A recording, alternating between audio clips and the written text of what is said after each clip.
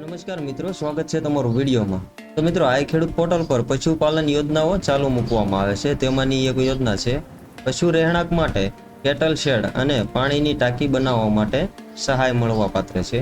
તો તેના જે ઓનલાઈન અરજી ફોર્મ છે તે ચાલુ થઈ ગયા છે અને આ યોજનામાં અરજી ફોર્મ ભરવા માટે કયા આધાર પુરાવા જરૂરી છે તેમજ કેટલી સહાય મળવાપાત્ર છે અને કોને અને કેવી રીતે મળી શકે તે તમામ માહિતી તમને આ વિડીયોના માધ્યમથી જાણવા મળશે। એટલે વિડીયોમાં છેલ્લે સુધી જોડાયેલા રહેજો અને તમે વિડીયોમાં પહેલી વાર આવતા હોય તો અમારી આ યુટ્યુબ ચેનલને સબસ્ક્રાઇબ કરી દેજો અને સાથે જ વિડીયોને લાઇક અને શેર પણ કરતા રહેજો, જેથી જરૂરિયાતમંદ વ્યક્તિ હોય તેને આ લાભ મળી શકે। તો મિત્રો, 3 દિવસ પહેલા આપણી આ યુટ્યુબ ચેનલ ઉપર એક વિડીયો અપલોડ કરવામાં આવેલ હતો પશુપાલન યોજનાઓ વિશે, જેમાં પશુપાલન માટે કુલ 28 જેટલી યોજનાઓ વિશે માહિતી આપવામાં આવેલ છે અને તે વિડીયોમાં આપણે જણાવેલ હતું કે જે યોજના વિશે વધારે કમેન્ટ આવશે તેના ઉપર આપણે વિડીયો બનાવી આપીશું। તો આપણે તે વિડીયોમાં આવેલ તમામ કમેન્ટ તમને ચેક કરીને બતાવી દઈએ। તો મિત્રો, આ તે વિડીયો છે અને નીચે આપણે જે તે વિડીયોમાં આવેલ કમેન્ટ જોઈએ તો અહીંયા પહેલી કમેન્ટ કરી રહ્યા છે યુઝર NZ8SK કમાણ અને ઉપરનો શેડ। તો અત્યારે જે આપણે વિડીયો બનાવીએ છીએ તેમાં કેટલ શેડનો સમાવેશ થાય છે। ત્યારબાદ હિતેશ 8213 કમેન્ટમાં લખી રહ્યા છે એક વર્ષમાં એકથી વધુ યોજનાનો લાભ લઈ શકીએ? તો હા, એક વર્ષમાં એકથી વધુ યોજનાનો લાભ લઈ શકીએ છીએ। ત્યારબાદ અલ્તાફ ખનુસિયા 3600 કમેન્ટમાં લખે છે કે બકરી પાલન યોજના। તો તેના માટે પણ અત્યારે આ ખેડૂત પોર્ટલ પર પશુ વિભાગમાં યોજના ચાલુ છે, જેમાં જનરલ કેટેગરી લાભાર્થીઓને બકરા એકમ 10+1 માટે સહાય મળવાપાત્ર છે, જે એકમ કિંમત ₹90,000ના 50% અથવા તો મહત્તમ ₹45,000, આ બેમાંથી જે ઓછું હોય તે સહાય મળવાપાત્ર છે। ત્યારબાદ RM મુદ્રક 4884 કમેન્ટમાં લખે છે મરઘા પાલનની માહિતી આપશો? તો તેના વિશે પણ તમને ટૂંકમાં માહિતી આપી દઈએ। તો મરઘા પાલન માટે અત્યારે કુલ 5 યોજનાઓ ચાલુ છે, જેમાં અનુસૂચિત જનજાતિ, અનુસૂચિત જાતિ, આર્થિક રીતે નબળા અને રાજ્યના દિવ્યાંગ લોકો, આ બધા જ માટે મરઘા પાલન તાલીમ અંતર્ગત સ્ટાઇપેન્ડની યોજના છે, જેના અલગ અલગ ફોર્મ અત્યારે ભરાઈ રહ્યા છે। ત્યારબાદ અનુસૂચિત જાતિના લાભાર્થીઓ માટે 100 બ્રોઇલર પક્ષીના એકમની સ્થાપના પર સહાય અને મરઘા પાલન તાલીમ અંતર્ગત સ્ટાઇપેન્ડની યોજના છે।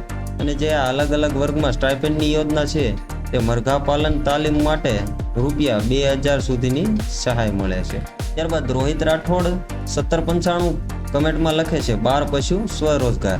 તો તેના માટે પણ યોજના ચાલુ છે, જેમાં પશુપાલન યોજનાઓ હેઠળ ક્રમ નંબર 20માં સ્વરોજગારીના હેતુ પશુપાલન વ્યવસાય માટે 12 દૂધાળા પશુની ડેરી ફાર્મ સ્થાપનાની સહાય યોજના છે।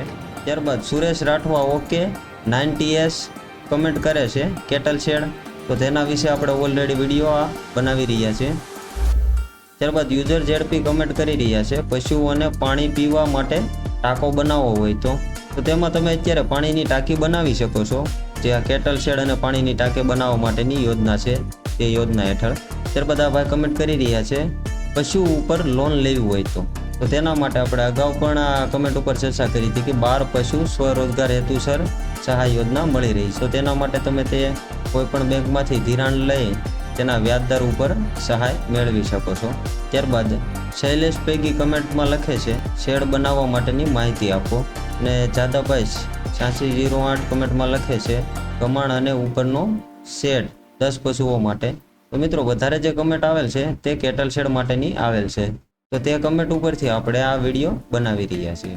તો મિત્રો, અનુસૂચિત જાતિના પશુપાલકોના પશુ રહેણાંક માટે કેટલ શેડ અને પાણીની ટાંકી બનાવવા સહાયની આ યોજના છે, જેમાં ગાય અને ભેંસ વર્ગના ઓછામાં ઓછા 2 પશુઓ લાભાર્થી પાસે હોવા જોઈએ।